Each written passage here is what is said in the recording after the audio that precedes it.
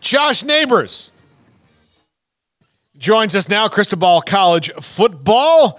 And Josh, this is a week in the Big 12. We just talked to Brandon Helwig a second ago about UCF trying to snap their 4-game losing streak.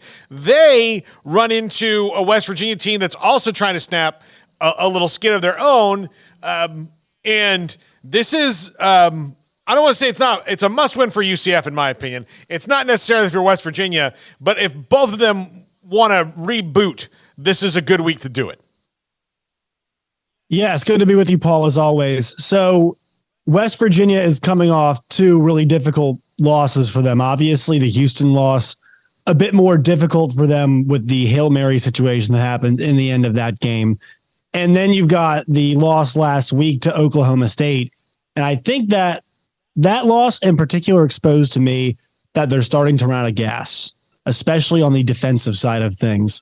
Ollie Gordon is on a tear. He has, done it to a bunch of teams recently, but it just looks like to me they're starting to run out of gas. And look, their offense can score. I actually think Garrett Green is playing pretty well, despite the fact that his completion percentage is the lowest in the league, I believe, for starting quarterbacks. But I actually think he's getting better. I really do, because they did not have much of a passing offense to speak of. And when they need to throw the ball this year, they actually have been able to, especially recently, right? In the game against Houston, now it's Houston, but they were able to throw the ball. And last week, they were able to throw the ball some. So I think he is coming along as a passer, which is good news for them. CJ Donaldson has not been as good for them as I thought he was going to be. He's slowed down. So their rushing attack, really, most of it feels like it's fallen to Johnson, someone there, and Garrett Green's had to do a lot. So that he is carrying the load right now. I still think it's a tough team. It's like they are a very difficult out, that's for sure. And UCF has not been excellent so far against teams that have, are currently the remaining Big 12 teams, right? And Oklahoma, obviously, they played pretty close. That's off a bye week, though. So you're wondering, did you kind of empty the tank there? Look, UCF does have the better roster. They've got the better skill players. I think that's actually pretty clear. West Virginia, though, they might have some advantages, just like they've won games in conference. It's a little bit more of a mental edge, and they've come close the last couple of weeks, and they feel like, hey, maybe they should be 5-2, right, as opposed to 4-3, or maybe even 6-1 in some folks' opinions. So I think West Virginia here. Honestly, Paul, actually, I would disagree. I think it's a bigger game for West Virginia. I think this game is, because all the good things that we've said about Neil Brown and company, it's going to go sliding backwards in a hurry here. And you start to wonder, what does the actual record end up as? And if they start the year, that well, and they end the year without a bowl, Neil Brown is done, despite the fact of how well things started. So I think this game is massive for them in terms of making a bowl. And I think for schools like UCF, they should be better. Yes, they need to win this game, and they both desperately need it. But West Virginia needs it a bit more, just because UCF's still transitioning, and Gus Malzahn's his job is not in jeopardy at all. And they're still transitioning to being in the new conference. This is a game they should win, yes, but West Virginia is a desperate team because the coach is coaching for his job, it feels like, in this game. Yeah, it's interesting. I took Neil Brown off the hot seat a couple weeks ago because I thought, they'd done it. He'd done enough, through that first 5 weeks of the year. But they've got to, if they get to 6 or 7, which is going to be 7's going to be tough. 6 shouldn't be. Yeah. Because between BYU, Cincinnati, and Baylor, they can go 2-1 in those. I'm not even talking about UCF right now. You can find your other couple wins there. They should, UCF's on a 4-game skid, but they are at home, and John Rice Plumlee's back and getting healthier. So it might be. You might be right. It might be bigger. I think for UCF, they just need to get off the schneid. They just need to. They do, yeah. Get that dub, and things will change. Houston and Kansas State in Manhattan. I feel bad for the scheduling in Houston's regard here, in that they had Texas exactly where they needed them to be, where they want them to be, which was they had a shot to tie or win the game at the end. They got a bad call, which seemingly happens when you play Texas. Got a bad call, and, bad calls happen. Wasn't the only reason they lost, but they got that bad call, obviously lost the game. right after that. And now they've got to go to Kansas State, who's found themselves, which is, I think Chris Kleiman does this better than any coach in the country. We were talking about at the beginning of the show, when they don't have their fastball at the beginning of the season, he figures out how to get it by the middle and the end, and they close unbelievably strong. And they found it here, and now Houston, off a very disappointing loss, has to go up there and play a very tough team. Yeah, I think it's really nice for K-State that they get another game to refine this 2-quarterback thing, right? Because that seems to be the way it is. You know, I think Chris Kleiman's fully aware that the Avery Johnson passing attack is a work in progress, and he was okay last week, but still, like, Will Howard, the better passer of the two. And actually, Will Howard did some things running. That's the big key. When you do the 2-quarterback thing, they need to both be threats doing both things, right? We cannot be too obvious with it. And I actually think that's something a lot of coaches do not do well enough. So credit Chris Kleiman and credit Colin Klein for making sure they are doing that. And I think it's another chance to refine that. I think Houston's they're probably spent. I mean, they have really emptied the tank in these last 2 games. Emotional win on Thursday night, and then last week, obviously, emotionally too. You know, they're playing well. I would give them that, especially on offense. Donovan Smith has never looked better. The interception last week was horrific, but he, really is doing a great job back there. And they do not have much of a run. I know it's the air raid anyway, but they do not have much of a run game to speak of at all. They do not have a running game they can fall back on or rely on. And when it's on him, and it has been a lot of times, he's actually answered the call besides the second half of the game against Texas Tech, at least as of late. He has been answering that call. So, but here's the thing. Houston should have lost that West Virginia game. You know, the way that they just got gashed at the end, they got a Hail Mary to win it. The Texas game, close but no cigar. That's how games like that go. The better program won that game. There's a reason why look, bad call, whatever, but off the bad call, they still had a chance to get a yard, and they went with a rollout play. So they picked the wrong play too. So they had a chance to atone for it, even though it wasn't their fault, and picked the wrong play. So for them, I'm worried. I think it's one-way traffic. I think this is K-State sharpening the knives at home, getting all the momentum they need, because we'll see what happens in the Texas game, but I think that they know they have a chance to be kind of the team that's peaking at that moment. And if you talked about this, 3 weeks ago, and you looked ahead, you'd be like, really, is K-State going to be much of a threat? If you talked after that game against Oklahoma State for K-State, you'd be like, this is probably not the team that's going to press Texas.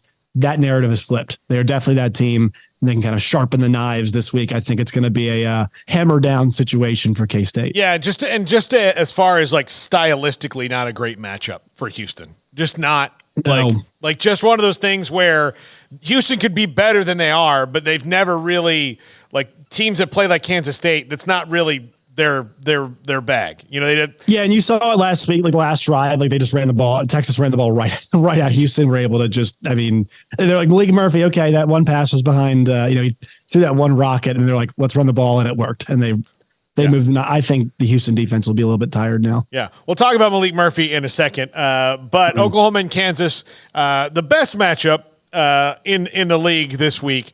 Kansas has found a way to win with Jason Bean at quarterback. It is very unfortunate. I keep lamenting that we don't get to see Jalen Daniels, who I think is the best quarterback in the Big 12 overall. And the guy, I would trade him for anybody else. You put him on any roster, and almost any roster in the country except for maybe like 7 or 8, and be like, they'll be fine. If a healthy Jalen Daniels is out there, they'll be fine. He's a college quarterback, gamer, can win games, like all those things. But he's not in this game. Kansas is going to try to do it with Jason Bean.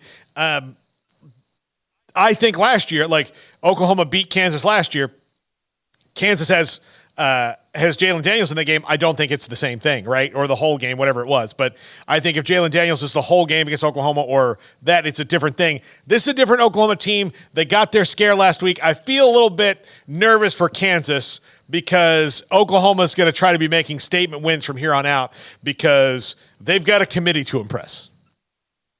Right. Oklahoma's 6-1 against the spread this year. That is, I believe so. I think if you count the UCF game as a push, right? Yeah. The UCF game, at least for me, ended up being a push. Last week is the first time I think they have not covered a spread. They end up somehow covering that game against SMU. It's pretty low, ends up being a pretty low number. But The one thing that's funny, you watch Oklahoma last week, they really did go with the let's hammer it. Let's try to run it because this UCF run defense is bad. It did not work. Their best rushing game was Dylan Gabriel's performance against Texas. And I am a big proponent of not really taking a ton from a game like that just because it's always so wild and crazy. And that was the best game that he played. The good news for OU is this: Kansas has the worst pass defense in the league. So I would open that thing up, spread it around. And I mean, look, like, I don't think Alan Bowman's very good, but Alan Bowman had his best game this year against guess who? Kansas. Their defense can be had through the air. They've got some playmakers. That's the one thing for Oklahoma. You got to punch early. Kansas with Jason Bean has been able to rally at times, but actually they really have not been able to finish the job very often from behind. Last year, you think about this, the OU game, they were behind, they tried to rally, they couldn't. Baylor game, they tried to rally, couldn't get all the way back into it. They're not meant to play from behind. Their best thing is they're trying to be dangerous, to generate a lot of pressure on the quarterback. They're trying to force turnovers. If you can't get stops, and their red zone defense is bad too. If you can't get stops, try and force turnovers. And then their offense is the opposite, right? The goal for them on offense is to control the ball, control the clock. Now, with Jason Bean, it's actually a little bit of a different proposition just because their passing game is a bit more dynamic and they can hit some explosive passing plays with him at quarterback. But they don't want to be chasing the game. You do not want to be chasing the game against Oklahoma. The good news, though, I think, is that OU will be electing to pass, so maybe that makes chasing the game a bit easier. But they need to focus on keeping this thing really close than striking distance and being able to run the football because that's where they're at their best.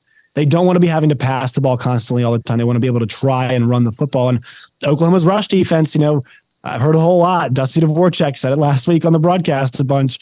There are some concerns about Oklahoma's rush defense, and KU can scheme it up. So I think it's an interesting game. I roll with Oklahoma for sure. But the good thing is, in terms of coaching advantage, you feel like KU's right up there. Obviously, maybe even has the better coach in this game, more proven coach for sure. So they do have some advantages, but Oklahoma right now, I think after that escape, it's a great wake-up call, and I think they'll be ready for this test on the road. All right, let's talk about Malik Murphy. Gives me a little bit of the Dante Culpepper vibes. Big dude, laser rocket arm.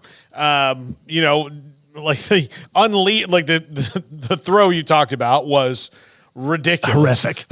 Just so bad. So bad. Yeah. Look, you don't have to throw it 100% like every time. It's like when you're playing Madden. Like sometimes you got to throw the bullet. Sometimes you need to give it some marks. Sometimes it's somewhere in between. But I know that they're going to run the ball, and like BYU's defense is nothing to write home about at all. They're easily victimized over there when you get going on them.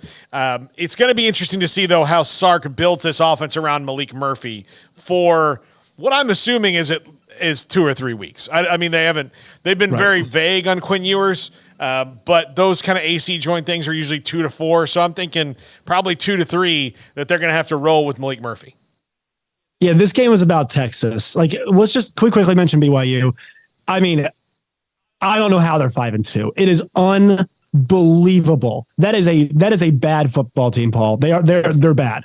They do not stop the run very well. They don't run the ball very well. They don't throw the ball effectively. They don't stop the pass effectively. I just want to note this. This is their post-game win expectancy in some of their games this year. If you take out Southern Utah and Sam Houston. Arkansas had a 96% post-game win expectancy in that game. Obviously, BYU won. Kansas had a 100% post-game win expectancy. BYU had 63 against Cincinnati, so good for them, but Cincinnati is the worst team in the league. And then you look at the rest of their games. TCU, obviously 100%. Texas Tech, 73% post-game win expectancy. You can shout out the 5 turnovers, the 5 extra possessions, but still it was only a 2-score game. So this game is one thing BYU is they're opportunistic, but this game is about establishing Malik Murphy. And I think actually this is a game where I would let him cut it loose. I'm like, you start with the run. Then you try to build that lead on the ground, right? Ride Jonathan Brooks in the first drive. And I'll tell you this, there is nobody better in this college football landscape with the script than Sark is, right? He is one of the best coaches when it comes to the script. So I think that's the good news for them, because if they can build a little bit of early lead, I think they cruise, right? The only way this game could get a little dicey, and I don't think it will be at all, I actually don't think 17 and a half or 19 and a half or 20 is enough. I think they can kind of put the foot down in the beginning of the game and then try to, all right, let's like make sure we, are trying different things here to make sure you're set, because they might need all of it next week when they play K-State. This is about getting Malik Murphy in a rhythm. And getting him kind of feeling consistent. Yeah, to me, like the only way that this game is that dicey is a part of the conversation is if Malik Murphy or Arch Manning has to come in because he's like the quarterback play is just bad. Like it's just Sark can't get anything out of anybody, and they're running the Wildcat and hoping for the best. But right. I just don't foresee that happening with the weapons that they have around them on offense. I think it'll be fine. I think that, they'll figure it out. But then again, it is about getting ready for what's going to be a very tough matchup for Texas next week. And look, for Malik Murphy, he's auditioning for not just Texas, but he's auditioning for the rest of the country too, because Arch Manning is there behind him. Quinn Ewers is still in front of him. We don't know what Quinn Ewers' future is going to be after this year. I think that if Quinn Ewers goes to the NFL, that's really good news for Texas, not because they're losing Quinn Ewers. It means that Quinn Ewers had a year good enough to where they're like, yeah, you better go now. So Malik Murphy is either auditioning to be ahead of Arch Manning in the race for the starting quarterback post Quinn Ewers, or he's auditioning for wherever he's going to play after this. Yeah, and I think people have bad vibes about him just because that one throw and now the drive went. Like, this guy's good. Yeah. Everybody talked about how good he was. There's a reason why he's the backup. All right. And there's a reason why there was a competition. If Sark did not I actually thought it'd be better off just to hand Quinn Ewers the keys before. I actually think mentally it's better. I don't think having him win the job I don't think that actually gave him a lot. I think they should have just handed him the team, because I thought he showed last year he's capable enough. So I thought just kind of making that investment was smart. But hey, they made the competition and he beats out Murphy. But you hear a lot of good things about Murphy. I mean, you even heard it last year about what he was doing in practice and the different ways they can use him on, to prepare and whatnot. I'm excited to see him play, man. I think the situation he was in last week, he's coming in the middle of a tight game, with the game on the line, and what are you expecting out of the kid? This is a much more controlled environment. You're at home. You're playing not that good of an opponent. You had a whole week to prepare. The coach will be in your back pocket. The entire team is on your kind of side too, because they know it's you, right? They know you're the guy this week and probably next week as well. So a better situation. I expect him to thrive. I expect their offense to be just fine. Yeah. Absolutely. All right. Elsewhere around the league this week, Baylor and Iowa State and Oklahoma State and Cincinnati. We'll do Oklahoma State and Cincinnati first, and then we'll finish on Baylor and Iowa State because it'll transition nicely into our next guest with Sam Bradshaw. But Cincinnati, Josh, I had not watched them play a full game this year. I knew that they were bad, but watching them last week, they just... and I kind of said this at the beginning of the year, and he played well early on. But when you kind of have to tie your stars to Emory Jones, this is what you're getting. It's it is. It's like going to a party at your wildest friend's house. Hey, it could be fun, but you're probably going to get the cops called because. Man, you just don't know what's going to happen with Emory Jones. And there's no real way, nobody, this is 3 programs now, Florida, Arizona State, and now Cincinnati and Scott Satterfield has found a way to take this athlete and channel him into a quarterback because it's just all over the place. Yeah. I don't know him personally at all. I don't want to speak too badly of the kid, but he's just bad. I don't really what else we're going to say at this point. They're bad too. There was a point last week where they were running. They had 2 backs who were averaging 8 yards a carry. Both of them were, and they were down 2 scores. Yeah. How is that happening?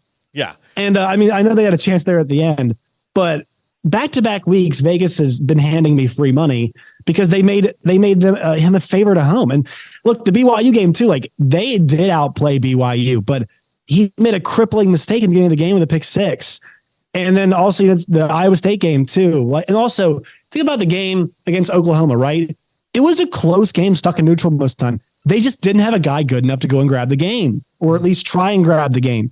That's been the case for them all year. He'll put up a decent stat line, but you don't have confidence. And they move the ball, and it feels like they do not finish drives very well either. In critical moments, it just feels like they're not finishing drives. And so it's a team you cannot trust. And Oklahoma State they've got a lot of momentum right now. I know Cincinnati, like the games can be close and tricky. This is one of those games where I would seriously consider limiting how many snaps Ollie Gordon has. The one thing we've seen with Oklahoma State in the past is, especially Jalen Warren there at the end of that stretch in 2021, he was banged up a lot. And if you look at the carry count the last few weeks, it's 21, 30, I think 29. And I think he had I forgot how many catches it was against Kansas, but it was like 30 plus touches in that game. And then 29 touches last week. You're riding him. It's great, but you do have to be cognizant of, the fact that he's 19 and I know he's young as he'll ever be, but like they need to keep him a little bit of a snap count, I think, just to make sure he's as fresh as possible. I mean, do you want to be in a situation where he's got 100 touches in 3 weeks heading into the biggest game of the season, or 120 touches in 4 weeks, whatever it'll be, they have Oklahoma. So I want to see Alan Bowman and company kind of try to spread this ball around a little bit because they're going to need that passing attack. Well, they're going to need it for sure. You're going to need something else against Oklahoma. You're not just going to roll in there and be able to just go, unless you might be. I mean, you might have a transcendent game where Oklahoma, watches their national championship hopes, run into the end zone on the back of Ollie Gordon, but you can't have that. You can't hope for like, hey, we need you to have transcendent moments every week or we're not going to win. That's not a good, and Mike Gundy knows that. Like he knows that. He didn't get to this point by not knowing that and going, all right, well, hope our best player is Superman again. Because if that doesn't happen, that's where Lincoln Riley is right now. And right, and they have good players all around, Caleb Williams, but right now the USC's only chance to win is if Caleb Williams goes full Caleb every single week. That's it. So you don't want that to be Ollie Gordon where you're going into Bedlam and you're like, hey, you need to get 225 and 4 tutties this week, or this is they need to be able to. They need to have Bowman, and like he's managed games really, really well. They're going to need like essentially the good Spencer Sanders performance to win. And I think I want to see that this week from them. Like, I think they should be trying to rely. Obviously, you want to keep some stuff in the back pocket for next week, but I want to see if you can spread that ball around, get those receivers going too. Yep. Baylor and Iowa State. This is an Iowa State team that's playing really well. Baylor got their win last week, but Baylor's 2 wins are against the 2 worst teams in the Big 12 right now, UCF and the great comeback, and Cincinnati, who they had to hold off, and got a wild special teams play that allowed them to like build a lead for the first time this year. So outside of that, like Baylor's got to start winning consistently and not just in moments. Yeah, it's. This game is just like Baylor's at home, so you're thinking they might figure it out, but at this point they kind of are what they are. Mm-hmm. And so you're thinking, hey, maybe they can stop the run this week. With State's bad at it, but also Baylor's defense has kind of been like the cure for the common offense. Yeah. And I think that could be the case again. And here's the thing, with Iowa State, like this game to me is more about Iowa State. So Iowa State wins, they're 5-3, and then they're 4-1 in the league, I believe, if they get this victory, something like that. Yeah, they'd end up being because they're 3-1 right now. We just forget that, like, if you play football at Iowa State, you get better. How some kids don't get better. Every player at Iowa State just seems to get better. It just seems to be how this thing works. All these people had to step into all of these roles they didn't think they'd be in, and give them a few weeks, and all of a sudden now they've been coached up a little bit by the folks in Ames, and they look pretty good. And like Rocco Beck looks like a competent quarterback. I want to see, like, can Baylor actually stop the run? Right? Is that something that it's just not in the cards in this year. And look, like last week they won. I just wanted to see a bit more consistency out of them. And it just, because it felt like they could move the ball. I mean, I know you guys talk about it all the time. It felt like they could move the ball at will, essentially all over Cincinnati. And so it felt like they could have scored like 50 points in that game, but they didn't. And, you just hope that they could win like 31-20 or 31-18 or whatever. But no, that thing was it 31-29 was it the final? Whatever it was dicey late, and it should have been. And that's how Baylor's been.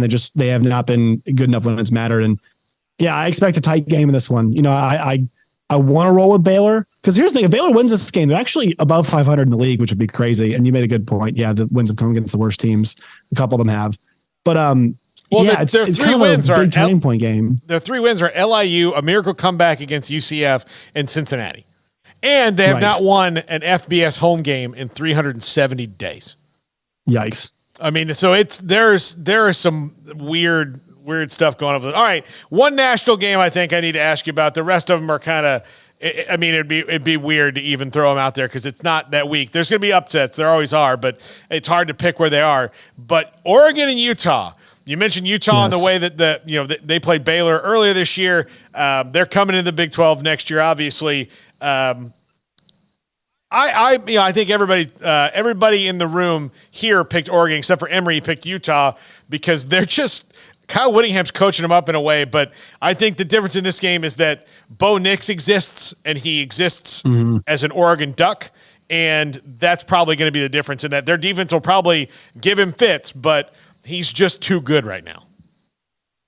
Yeah, this game is important. Oregon needs to start fast. I think the first thing I think about when I see this game is the line. 6.5, right, at Rice Eccles is pretty impressive considering I think Kyle Whittingham has won his last 29 of his last 30 games there, right?